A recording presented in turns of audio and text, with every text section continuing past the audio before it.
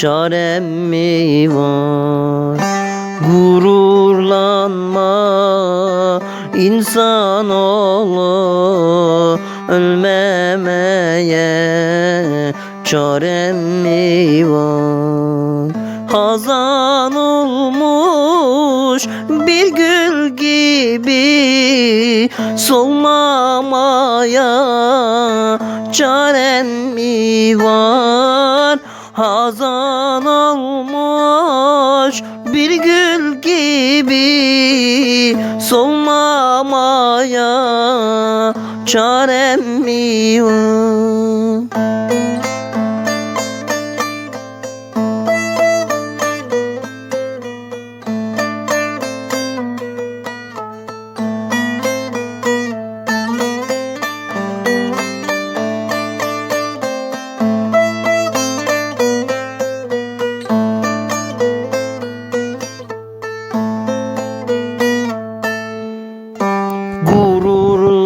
Gururlanma, öleceksin, dar kabire gireceksin.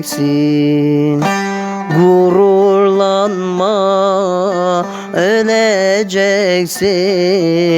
dar kabire gireceksin.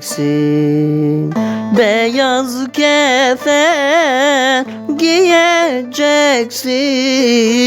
giymemeye çarem mi var? Beyaz kefen giyeceksin, giymemeye çarem mi var?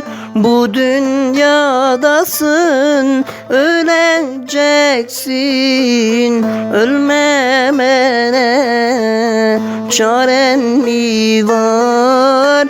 Dünya yalan, öleceğiz, ölmemeye çaren mi var?